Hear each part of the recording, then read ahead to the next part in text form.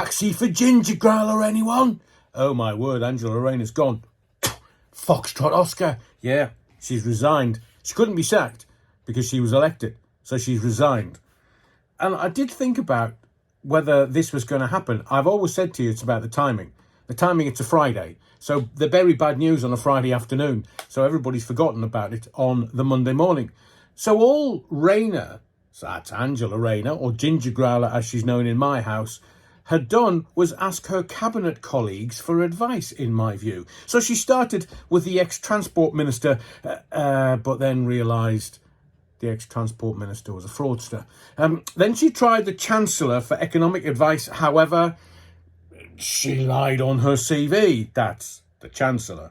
And she then turned to the business secretary, who, after all, was a solicitor, but turns out that the business secretary, he was also a liar and, was never a solicitor. But perhaps the Minister for Corruption could help. Oh, no.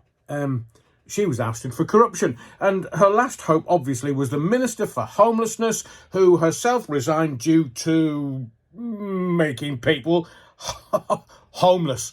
So, Ginger Growler, the housing minister, who could afford the best information available, thought, well, let's get away with paying a few quid. Well, 40 grand to be precise.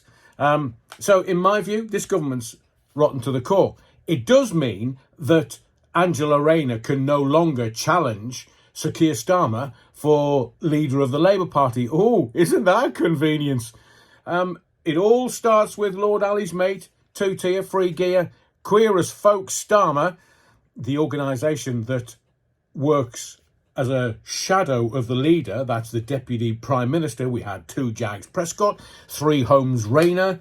So now the politicos, the parasitical classes, are now saying nice things about Angela Raynor and not mentioning the 40 grand she still has to cough up. I understand that the flat in Hove, Brighton, is up for sale again today. Oh, getting her money back. I understand that there may be trustees or lawyers involved around what was the family home in Greater Manchester, but people in public life are now saying nice things about her, but the public, me and you, we know she didn't cough 40 grand. Try to get away with not paying 40 grand. So she's the worst kind of, well, she didn't meet the high standards of the ministerial code.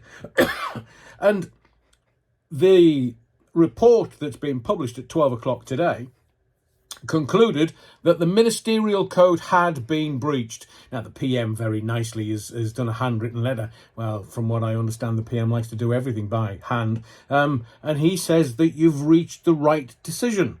Very best wishes and real sadness. But thanks for resigning, because nobody's going to challenge me that's going to win and become the leader of the Labour Party, the parliamentary leader. Labour Party, blimey. Yeah, I'm so excited by all this, I can't actually work my mouth. So Angela Raynor, in her own words, thanks PM. So I'll leave you with this thought. Who's going to pay the 40 G's? Is it going to be Raynor or somebody on her behalf? That's how being in power works. But knock, owner, Angela who? Ah, well, that's politics for you.